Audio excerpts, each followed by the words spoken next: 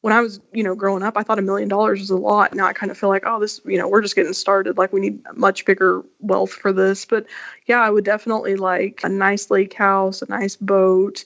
I am a big entertainer, so I always want, people to come over and feel welcome and all of that. So that's probably my main goal for now. Maybe we'll have some land in the future too, and a bigger house, and much further down the road if my kids get married or have kids of their own, it would just be nice to have a good place for everybody to always be able to come home to. I'll self-admit that I'm a worrier, so it's definitely something that you work hard for your money. I mean, you work lots of hours to bring home a paycheck, and I don't just want it to fritter away. I want it to work as hard as possible and be as optimized as possible so that we don't, have nothing to show for it at the end of our working life.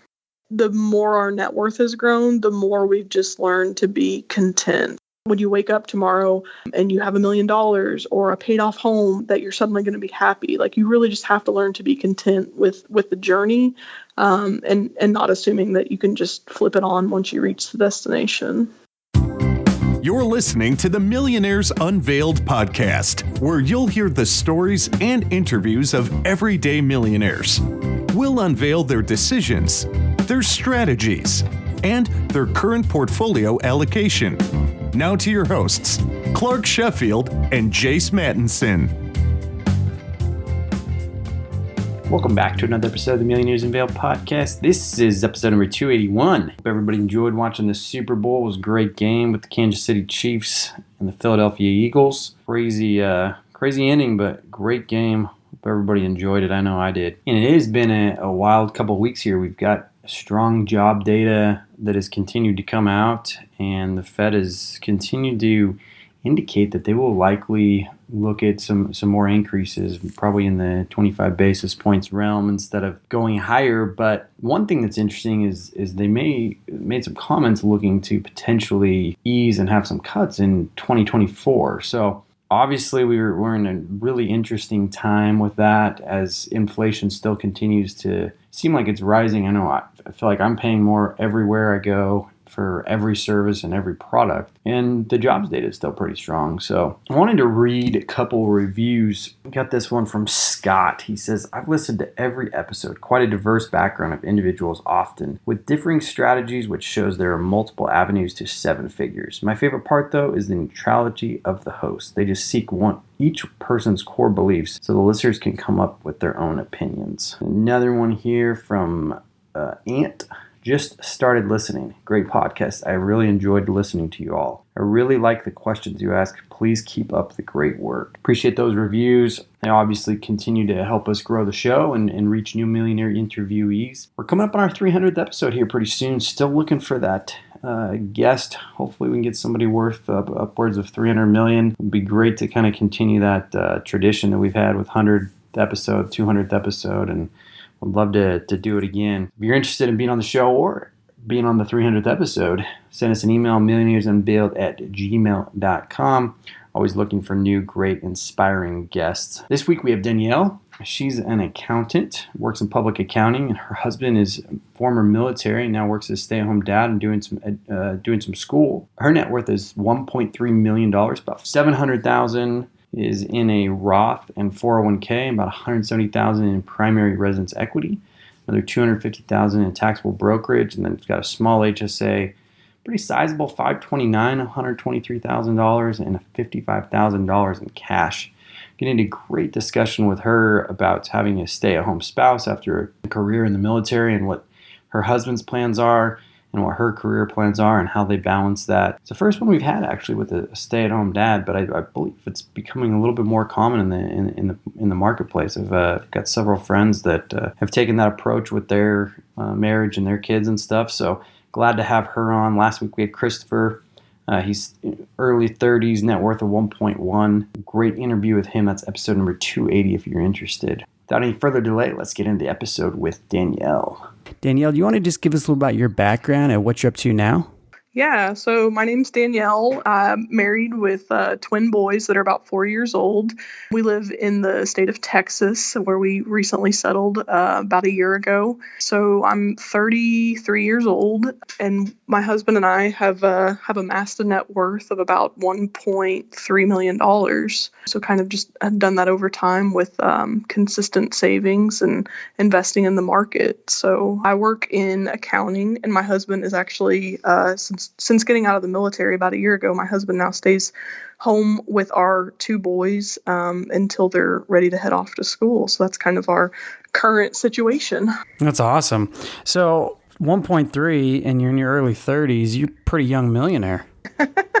Yeah, I was definitely one of those geeks in high school. I really enjoyed, my business classes, and somebody explained compound interest to me, and I was kind of hooked on it. I remember as a sophomore in high school, I sat through a Edward Jones seminar, and they ran some of those compound interest calculations and talked about, putting money into the stock market. And ever since then, I was just kind of hooked on it. And I've always been me and my husband have always been pretty good savers. So just tried to live on less than we make, and just, keep consistently saving over time. So let's get into the breakdown a little bit. How is the 1.3 broken up? Yeah, so just kind of at like a high level, we've got 401k and Roth accounts between the two of us that total about $710,000. And then we've got equity in our primary residence of about $170,000. We've got a taxable brokerage account that's about $250,000. We've got a small HSA that's worth about $10,000. We've got a 529 account for our children that totals about $123,000. And then the rest is in cash. So we've got about $55,000 in cash right now. Okay, so the retirement accounts, it's a pretty substantial amount, especially for somebody who's in their early 30s.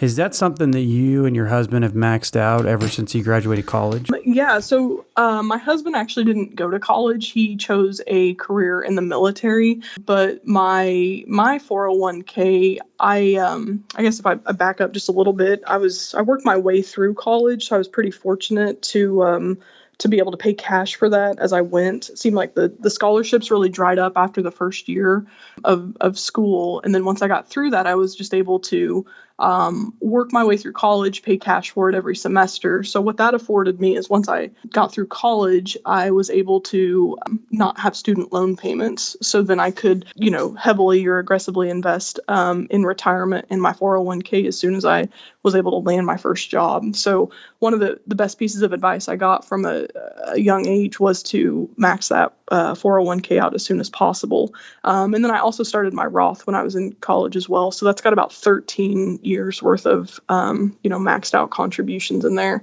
And then my husband kind of got a little bit later of a start. So he invested some in retirement, but we probably didn't start up his Roth until he was, early 30s, mid 30s. So he's 41 now. So he really has only had a Roth going for like the last probably 5, maybe 6 years. So yeah, I was able to get a good jump on that, and luckily had the ability to sock away as much as possible early on to let that grow. So do you have any idea roughly what the amount that you've contributed versus the amount of gain in that account? That's a great question. I should have prepared for that. I've evaluated it and checked it at time. It seems like the Roth, let's just do some quick math here. If you've maxed it out every year for call it 10, 11 years. Yeah, so let's just say you're probably 200 in, maybe 220 plus whatever match you might have got. So call it maybe 250. Yeah, and then so my 401k today is worth of that 711 that I quoted to you. My 401k in that is probably 410. So I would say it's probably half contribution, and then the rest would be the discretionary contribution that I get, and then the rest would be the gains on that. So it feels like it's finally starting to hit the point where it's actually, the gains are starting to exceed the contributions that we've put in. And then a portion of that 401k too would also be a Roth 401k that was a little bit new at work over the last couple of years. And since they introduced that, I've kind of been changing my strategy to put a little bit more into the Roth 401k as opposed to just the traditional 401k, because I kind of believe that with, this much time on my side that it's going to grow to a pretty hefty sum. And I'd like for that to be tax-free growth as much as possible. But maybe I'll change that strategy later in life. Is that something that you just barely changed in the last year or two? I would say it's probably been in the last, probably 3 or 4 years. It seems like it's been a relatively new thing that was introduced, but I just really enjoy, I know there's probably a lot of discussion about, lower your taxable income now, because, taxes are going to be higher in the future. But I really just believe get the taxes paid and out of the way now, and then let that thing grow tax-free. So that's why I've kind of always hit the Roth pretty hard. And then now with the introduction at work of the Roth 401k, I think it's a pretty neat idea, and I'd like to get on board with that. Yeah, and for this whole time, you've also contributed to a Roth outside of your 401k, correct? Yeah, that's correct. I've contributed to a Roth IRA now for 13 years. So I started when I was 20 and I'm 33 now. So yeah, that's probably 13 years, 14 years going on in 2021. And you've maxed those out as well? Yep, that's correct. Wow, that's pretty remarkable. Is there anything that would change the way that you go about that, or do you think you'll continue to max those accounts out as long as you can? I think as long as I can, I will continue down that path. I think that's my strategy for now, is to stay with that. So I think for now I'm pretty content with how that looks, and I'll just keep maxing them out and filling them up as best as possible. Now, the money that you have invested in a brokerage account, is that for an early retirement purpose, or what's your strategy there? There's not really a great strategy there. I'm not 100% sold on early retirement. I really enjoy my career. I have a lot of variety with what I presently do. Still checks enough boxes on the, do I enjoy this? So, early retirement for me, just as somebody that kind of has a hard time, relaxing or just chilling out, I don't really know what early retirement looks like for me. And plus I've got young kids. And so I'd kind of like to keep working as long as possible, at least for the foreseeable future. So that taxable brokerage is kind of just there to be there in case of a rainy day fund, or in case of, God forbid something happens. Just so for now, it's not really earmarked for any specific purpose. It's just kind of savings for the sake of savings. So it's not, I wouldn't say that it's necessarily an early retirement account, but who knows, it could be in, the next 10 years if the tides change. Yeah. So between the retirement and the brokerage account, are those invested in stocks, bonds, mutual funds, index funds? It's pretty heavily weighted towards mutual funds and index funds. So, there's a little bit of bond in there just to kind of offset the equities, but not much. So we tend to lean more towards index funds for our investing purposes. And has that always been the case? Well, early on, I thought I would try and do my hand at, picking stocks, but I wasn't very good at that. So I thought, more consistent, just, average cost investing with mutual funds and index funds was a more reliable way to do my investing, so that I didn't have to have, analysis paralysis. So for the most part, we just stick with our, equity mutual funds or index funds and call it a day.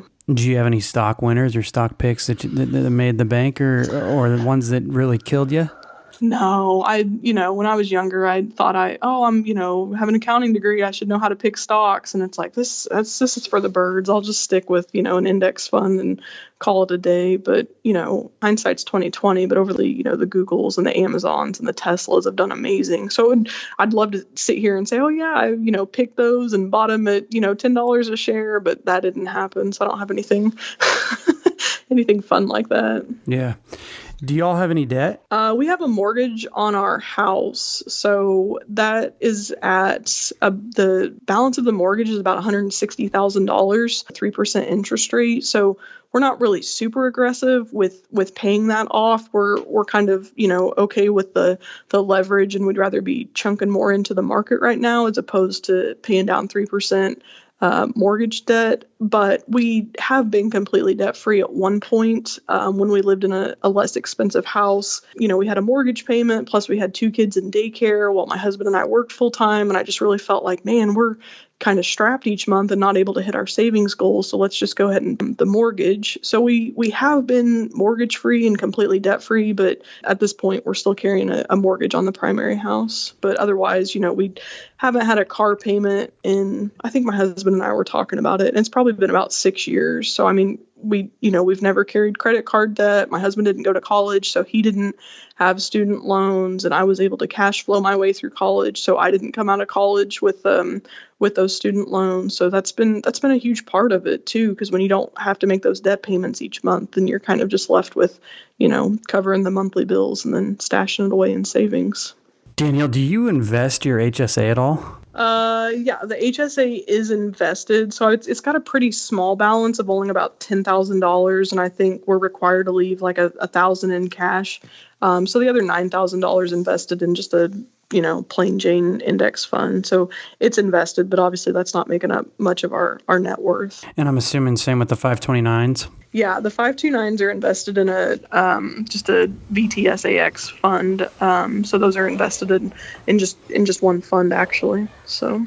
Okay. I want to get into these a little bit just because it's one of the higher balances we've seen, especially at your age. What is your mindset in terms of that balance? Do you continue to contribute to it? Do you think that that's enough? I mean, you mentioned your boys are 4, so they've got, another 12 to 14 years before they're going to be kind of looking at college and then looking at what that cost might be. Where's your head at as it relates to that balance and what that balance needs to be or what you would like it to be going forward for them? Yeah, that's a great question. We obviously, with the boys being 4, we're not for sure if they will make it to college or if, that sounds like something of interest to them. But our plans here in our house are to presume that our kids will be going to college. And so we'd rather save for it and not need it, or maybe have to repurpose it, as opposed to looking up and our kids are 18 and we're not able to put them through college. So I shared with you that I had cash flowed my way through college because my parents didn't go to college. And so when I went to college, they were kind of like, okay, see you later. You're on your own. Like there wasn't really a discussion about it or any sort of consideration of help. So it was just kind of in hindsight, it seems kind of unusual or weird that that's sort of how the whole thing went down. And so our plan, once the boys were born, is we said, okay, we're going to put money into these. We wanted to put a couple grand in them per year or get them built up as soon as possible so that compound interest was on their time or was on our side. Because I know, the popular thing to do is let's put a couple $1,000s in it each year until the kids are, 15 or all the way up until a kid's ready to go to college. But my thought was if I can front load these, then I don't need to put as much in it and I can kind of get that out of my way or check it off my list. So I had mentioned earlier that at one point we were completely debt free, even with the house. And so about 2 years ago, what happened was we were ready to move and we had a paid off house. And so I kind of came up with the idea or the strategy of, hey, mortgage rates are pretty cheap right now. It's not really that great of a time to be mortgage free. Let's take the cash out of this house and let's put it into the boys' 529 accounts. So we'll just use round numbers. We had a house that was worth $150,000 that we own free and clear. And what we did was we took proceeds from the sale of that house of about 80, and we put it into the boys' 529 accounts or somewhere in that ballpark because we kind of said we wanted 40 in each account. So what we were looking at then was, the boys were 2.5, I think, when we did this transaction. And so we put about 80 in there total. And then over the last year and a half, it's grown by about $40,000. So we kind of said, 40, 45 per account, like that's what we're going to do. And then we'll just let them grow for the next 14-ish years. And whatever they make it to, great. If we need to repurpose it or if we've saved too much, we'll, assign a different beneficiary. But our plan now is to be done contributing to those accounts and just let it ride. So it's got about I think about 85, maybe 80, somewhere in that ballpark, $85,000 worth of contributions. And then the rest is just unrealized gains on those accounts. Wow, that's awesome. So I want to get into your profession, your career path a little bit. You mentioned you work in public accounting, and you and I had a little discussion before we started that there's a lot of stereotypes out there about accountants with money. Where would you say most people in that profession and other professions that you work around in your job go wrong as it relates to handling of money? Oh man, I think a lot of them try to honestly keep up with the Joneses. Like if I had to kind of pinpoint maybe one problem, you can kind of see it like when the new hires roll up, they, see what the partners are maybe driving or wearing or what they live in, and they instantly start putting some of that pressure on themselves. Like you've got an intern or a new hire that's making, $50,000 a year, and they suddenly see like everybody's driving a Range Rover or a Lexus or whatever it is that, people are driving. And then from there on out, they kind of feel like, oh, I shouldn't live in an apartment with a roommate, or I need name brand clothes, or I need a name brand bag or something to carry my laptop in. And I need to, give the appearance because, we're in a professional, client service industry. So we have to look the part. But I just think maybe from the get-go is they try and compare themselves to somebody that's been, in public accounting or making a considerable amount of money for, 20, 30 years, and they're just not on that level. And then kind of the hamster wheel starts at that point where, they're coming out of college with student loans too. And so they don't have that cash flow necessarily right off the bat to, make some of those purchases that they might be making to keep up with some of the other more senior folks. And then, from a attorney or, physician or other, accounting profession world, I think a lot of times people incorrectly assume, oh, you're in accounting, you must be good with numbers, or you're in finance, you must be good with numbers. And that's just not always the case. I don't think necessarily that personal finance translates over to, being a good accountant. I just don't think sometimes those are interchangeable. Yeah. Do your peers at work or the people that you associate with know of your wealth? No, definitely not. It's a very taboo subject. You don't talk about it. It's just not something that's really shared openly. I mean, there's maybe like one or two that when, I remember the day the day our net worth passed $1 million, I, texted one of my good colleagues and told her, and she just was like, oh, wow, that's cool. But like, otherwise, like no reaction or anything like that. So it's just definitely not something that gets talked about. And I don't know. I think sometimes too, like in the financial independence community, everybody kind of seems like they don't really like their job. So they're trying to, work and stash away all this money so that they can eventually quit their job. And that's not ever really been a goal of mine. Like I'm not in this to then turn around and quit my job, because I do enjoy my job and it gives me something to do. It gives me purpose. It allows me to, use my brain and learn more. So it's never really been something I'd say openly discussed. It just feels very taboo. So that call you mentioned that you told, had you had that discussion with her before? Did you know where she was at, or was that just kind of out of the blue? You had a good relationship with her? Yeah, she's kind of the opposite of me. She's just a good friend of mine, and she makes good money, but she spends good money. So I mean, she's I think it maybe caught her by surprise because she's my age, and so that maybe was so we make comparable amounts, and we're the same age. We have the same amount of kids, so there's a little bit of probably comparison there. And she always knew I was a big money nerd and like personal finance and all that stuff. But I think it probably surprised her to know, like, holy cow, like she's got $1 million at our age. So I think that might have shocked her a little bit, but she doesn't, it's not like it separated us or anything. You should know what that is. That's the best kind of notification. That's the sound of another sale on Shopify. And the moment another business dream reality comes true. Shopify is the e-commerce platform revolutionizing millions of businesses worldwide. In fact, I use it for several businesses that I have and my wife has. We love Shopify. Shopify simplifies selling online, and you can focus successfully growing your business. Shopify covers every sales channel from in-person POS system to all-in-one e-commerce, and it even lets you sell across social media marketplaces like TikTok, Facebook, and Instagram. Packed with industry-leading tools ready to ignite your growth, Shopify gives you the comfort of your business and your brand without having to learn new skills or design new code. And thanks to 24/7 help and an extensive business course library, Shopify is there to help you have success every step of the way. Sign up for a $1 per month trial period at shopify.com/unveiled, lowercase. Go to shopify.com/unveiled to take your business to the next level. Once again, that's shopify.com/unveiled. And thanks again to Shopify for sponsoring today's episode. So Danielle, as you look back on your journey, you started investing so young. Obviously, very few people know about this. Was there anything that your parents instilled in you to invest young? I know you mentioned that Edward Jones or brokerage compounded interest that you learned, but obviously there had to have been some lessons from some people that were instilled. Were those from your parents? And if so, what were they?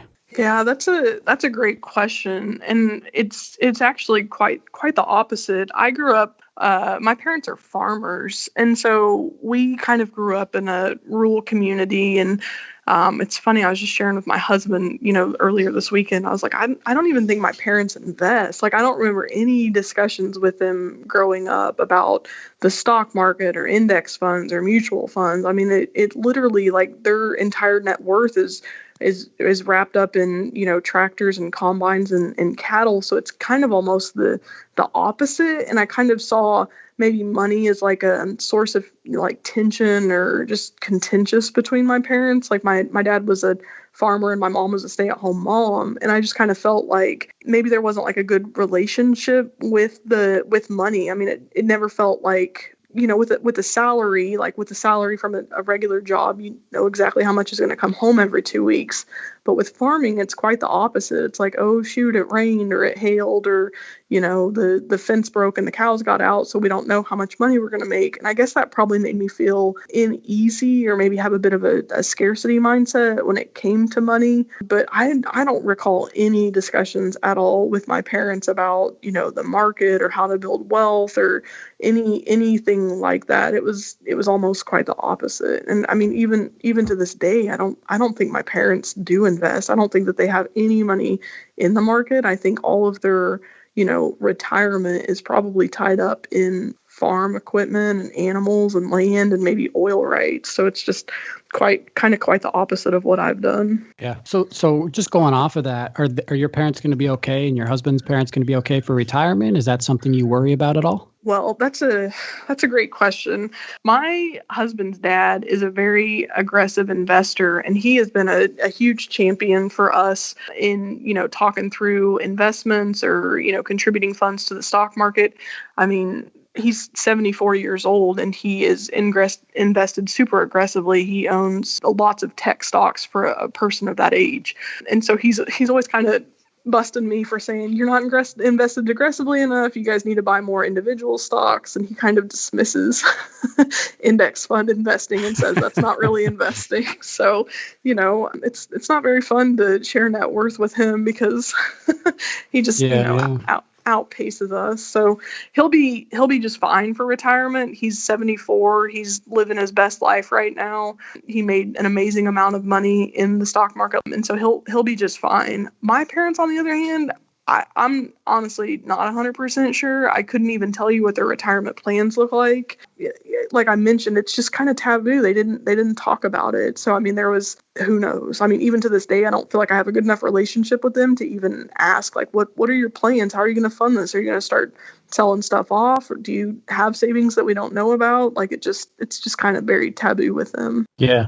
No, thanks for asking or answering. I was just curious because we talked to a couple people when Jason a few months ago or a couple months ago and talked about it on the intro to the show about how that's kind of an unknown for a lot of people in their retirement or in their future are they going to have to help cover for their parents? Yeah. And cover for their parents' healthcare. So just curious. Let me just jump back to your kids. And I know you're recently married, been married about 5 years. Is that right? We just celebrated 8 years of marriage. Oh, 8 years. Yeah. Okay. So. Sorry. I'm curious at all, did money have any say or influence into when you guys decided to have children or not at all? No, I would not say that it did. I feel like we were maybe a little bit later in life when we went to have kids in the grand scheme of things. I was 29 and my husband, he's about 7 years older than me, so he was, late 30s when we finally decided that we were going to have kids.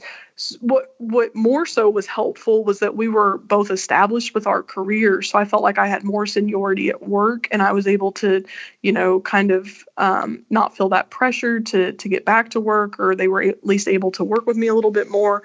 I feel like maybe if I would have had kids super young, I would have probably just felt overwhelmed, like I couldn't juggle a professional career and kids. But it kind of worked out in our favor for the time of when we had kids. My husband was in the military, and so the military kind of moved us around to a few different towns that were lower cost of living than where we live now. And I don't know if you guys have kids or have had to pay to put them in daycare, but I mean, it costs an arm and a leg. So fortunately with us, putting them in a daycare in some of these lower cost of living areas, it was much cheaper than what we would pay, nowadays if my husband wasn't staying at home with them. Yeah, no, I was just curious because I think for some people that is, money is a factor, and for a lot of people it's not at all. So I want to ask that more on the show because I think it differs from couple to couple, and it's just interesting to hear. Yeah, I think it's a valid question. And when I see younger kids, maybe like having kids, I do wonder like how do you afford that? And I think more of them are probably closer to family and have family able to help. But my husband and I don't live anywhere near our families. And so we don't really have any sort of support system like that where somebody could, help out or watch kids. So it's kind of just us on our own with it. And so I definitely think if we, had family around, or maybe a parent that was going to, be a babysitter for us or something like that. But that just wasn't our circumstances at the time. So. Yeah. Your husband stays at home full time now? He does now. He finished up his career in the military, and about the time that he got out, the boys were around 3 years old. So we just made a plan that he would stay home with them until they were school age. And then what he actually does is he uses his GI Bill, which is a benefit that he earned from his years of service in the military. So he's a full-time student at the same time that he stays home with the boys so that he can pull down that GI Bill benefit, which, very cool. Yeah, I mean, it's not going to, make us quad millionaires, but it definitely pulls in a little bit extra cash each year. Yeah. So I'm like, well, go ahead. Yeah, no, sorry to interrupt you. I was just going to say, I think you are, Jace, correct me if I'm wrong, I think you're the first couple that we've talked to where the wife works full time and the husband stays at home. Is that right, Jace? Yeah, I think so. I think so. Props to you guys. Awesome. I was going to say, we're making it work. It was a little bit scary for me when, COVID hit and work sent us home to work. I was like, no, you can't send me home to work. Like my kids are home. Like I can't go home. But they were like, no, like we're shutting the office, like go home to work. And so, I've literally been working from home for the last 9 months now with my kids here, but he does a great job. I mean, he's a much better dad than I am a mom. So he's just a giant big kid himself. So, I mean, was that the plan ever, or it just kind of happened? It just kind of happened that way as far as timing for when he was going to get out of the military. So it just worked out that way. 5 years ago, before we even had the boys, like he would not have told you that he was going to be a stay-at-home dad. And I never thought that I would, I'm using air quotes here, but I never thought that I would allow my husband to stay at home. I always thought, we both need to be bringing in an income. We have to contribute equally. But now I just see such a huge benefit to that. I mean, my work can be very demanding with deadlines and travel. And so it's kind of nice to just have him here on alert all the time with the kids, so that I can kind of go and forge my way with my career. So yeah. Well, good for you guys. So we talked a little bit, Danielle, about where you've been and where you are now. What does the future look like? Are there net worth or financial goals, or what about working? Do you want to retire early, or is that not of interest? Where do you go from here?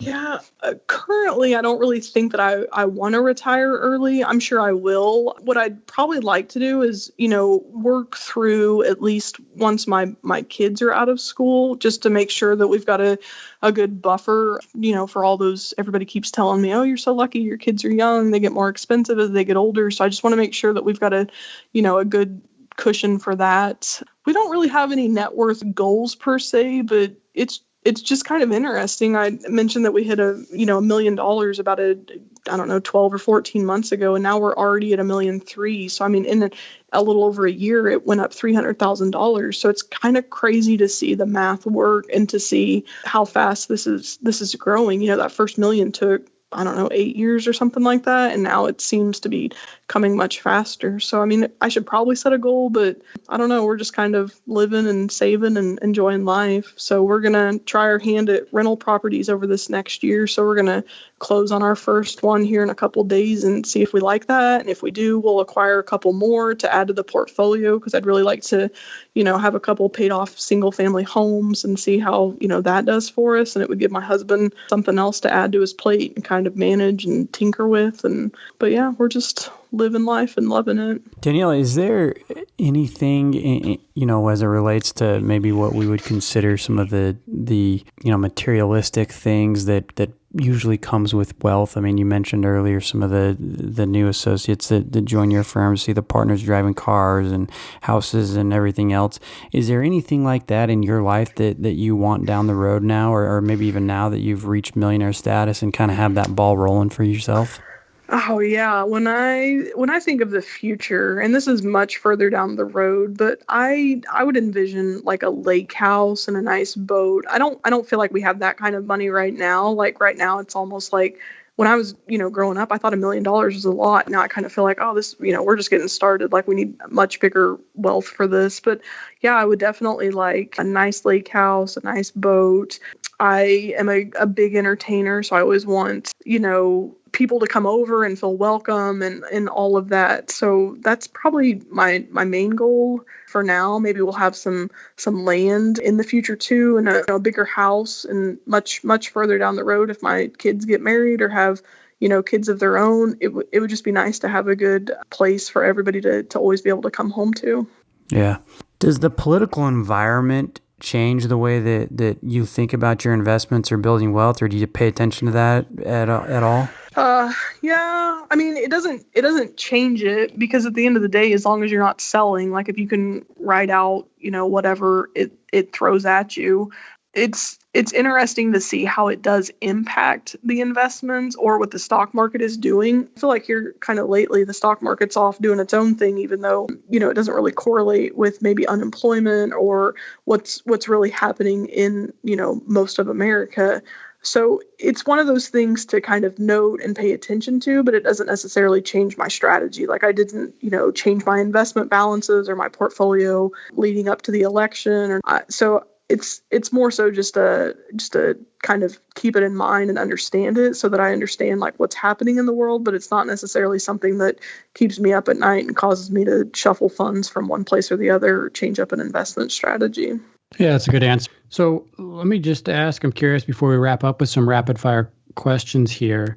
Did you worry about money as you started working? Did you worry about not having enough? Oh, yeah, absolutely. I mean, shortly after I started working, I had bought a house, and then I accepted a transfer to another city. And so I was juggling a mortgage payment plus a rent payment. And I mean, I was making $50,000 a year. Like what?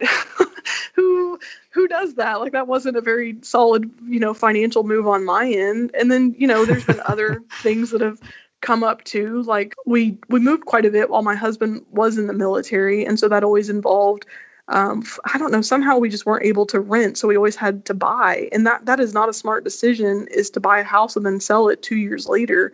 And so plus the military is telling you to move. So we were always forced to sell it, and we wouldn't always have it sold by the time we left that area. So, I mean, that always stressed me out, and caused me to definitely worry. And so I think could you ever keep those as rentals?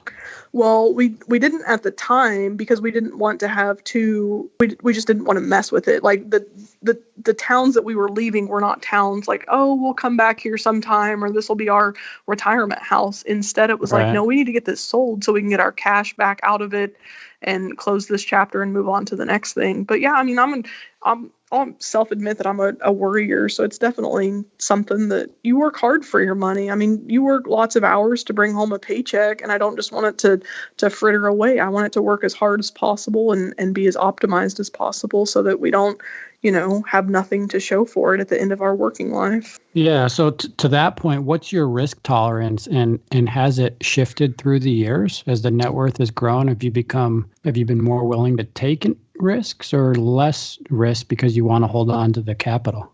Yeah, I'm definitely more willing to take risks because I finally have figured out that it'll come back. Like if it goes down, it's going to come back. Like it's going to be replenished. If I got laid off or I got fired, I'll be able to find more gainful employment. Like there's just not such a doomsday approach to it. And we also feel like we have time on our side as far as age goes. So yeah, we're much more willing to be aggressive or take risks now and, let this play out. Like with this rental house, for example, I was terrified. I've spent the last 2 or 3 years like over analyzing, we should get into rentals. Should we get into rentals? We shouldn't, like we're moving or this, that, or the other. And I finally just had to say, you know what, we're just going to do it. What's the worst that could happen? I mean, the worst that could happen is we buy a rental and nobody moves into it. And maybe, we don't make any income off of it, but at least we'll have a house. So yeah, I think now with a larger net worth, it's almost like I feel more comfortable like taking some of those risks because I feel like, okay, I've got the backing behind me and this will replenish, and we've got 30 years to go before we're ready to start drawing down on any of this. Yeah. An awesome job. I mean, congrats. You've done it from such a young age. So obviously that helps too. So as you look back at your journey here, over $1 million in net worth, are there a few things that you could point to and say, hey, that's what made me successful. That's what made me get there? Yeah, I would definitely say that cash flowing my way through college was a huge help. I mean, it gave me a huge leg up once I got through college to not have to, they call your 20s the lost decade because you spend a couple of years going to school, and then after that you have to pay back your student loans, and then you kind of do all that to get back to zero by the time you're 30. I didn't really have that. I didn't come out of college with a hole, so I was able to, start heavily investing with my 401k and chunking money aside in a taxable brokerage. So I would say that was a big thing too. The other thing is that I've got a good career with good pay raises, so that's always helped as well.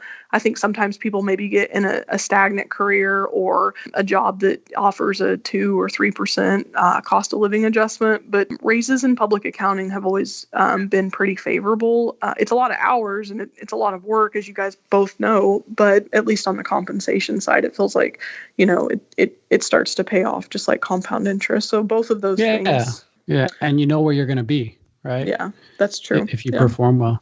Yeah.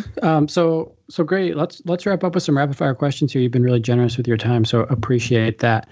How old were you when you became a millionaire? I was 32 years old, so we hit it last November. Sorry, I'm asking a woman her age there. I just realized.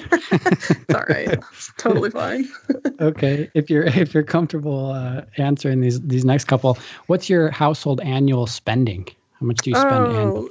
Yeah, so it's about last year it was about $40,000 to $50,000. So it was right around $40,000. But again, that's pretty low, and I feel like it would probably in a normal year be closer to maybe like 50. And then as the boys get older, I would expect that to go up as well once they're in more activities and do things other than just run around. So yeah, it's good for a family of 4. So how much of the 40 to 50, I'm just curious, is the house payment? Well, our mortgage payment is $1,200 a month. So but that's principal and interest only. So the number I gave you doesn't include that because I would consider mortgage principal more of a savings. And our goal is to be mortgage free within a couple years. I mean, we're paying it off, but we're not like hyper paying it off. So we're trying to pay it off quickly, but I mean, it's probably still going to be 7 to 10 years for us to pay off the mortgage. Okay.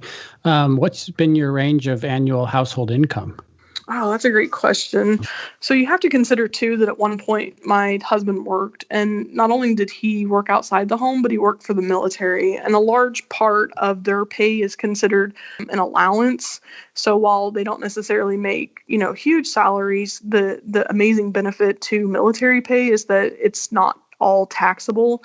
So I think probably 2019, his last year in the military, was his highest year of salary. And so his salary plus mine was just a little over $200,000. But I mean, my starting salary coming out of college was just under 50. So that's probably not a very good range. But last year it was between 150 and 200 for the whole household. No, yeah, that's good. You started at 50 to a couple hundred. Good for you guys. Able to grow quick. What's been the most expensive meal out that you or your husband or both of you have personally paid for? Oh, probably nothing too crazy. Maybe like $100 or $150 with some friends. But I'm not a huge fan of going out to eat. I don't know. I eat out a ton with clients and conventions and stuff like that. Yeah. So I kind of feel like you eat out a lot in public accounting. Kind of feel like when I'm done traveling or at the end of a work week, I'm like, can we please just have a ham sandwich like at the table? So right. Yeah. So what's been worth the money to you along this journey? Is there stuff you've spent more money on? Yeah, I don't know. We're not car people. We're not toy people. We've got a modest home right now. I mean, we're not like hyper frugal. Like I think when you get in the financial independence realm, you get a lot of people that, sell their cars and want to ride bikes, and we're not quite there. We're somewhere in the middle. We're not real flashy, extravagant people. We're just kind of everyday millionaire, head down. Just, you probably wouldn't even know we were millionaires if you saw us in a crowd. We just kind of blend in with everybody. But I don't know. We haven't had travel. It's funny you asked that. So we had some trips planned because we finally felt like, okay, the boys are old enough. Like traveling with 2 and 3 year olds is not vacation. So we haven't done too much travel, but it was definitely on our list for things to tackle last year and then can go on again. So we don't really have any crazy travel lined up right now. Yeah. What does it mean to be happy or fulfilled to you? And has the money and the net worth growth along the way, has that contributed to being more happy or more fulfilled in life? Oh, great question. I honestly think that the more our net worth has grown, the more we've just learned to be content. Like there's no chasing the Joneses or comparison to other people. Like we just kind of stay in our own lane. We're just simple folk that are happy with what we have and appreciative of it, because we obviously realize like this could be taken away or a health scare could happen, or my husband did a couple tours of Iraq and Afghanistan, and so I mean he easily could have lost a limb or lost his health, and so we just try to be content with with what we have. And I think that's where a lot of people struggle, is they think, oh, I'll just get to this million, or oh, I'll get to 1.5 and then I'll be happy. And you really just have to learn to enjoy the journey along the way. Like there's just not a magic bullet that says when you wake up tomorrow and you have $1 million or a paid off home that you're suddenly going to be happy. Like you really just have to learn to be content with the journey and not assuming that you can just flip it on once you reach the destination. Yeah, really good answer. Well, let's end it there. We'll end on that. That was really good. So appreciate you coming on. Thank you so much for spending your time with us tonight, and 1.3 million. Awesome job. So thanks again. All right. Thanks, guys. Have a good night. Thanks, Danielle. Thanks for listening to the Millionaires Unveiled podcast with Clark Sheffield and Chase Mattinson. For more stories, investment opportunities, and information, check out our website at millionairesunveiled.com. See you next time when you'll hear from another everyday millionaire.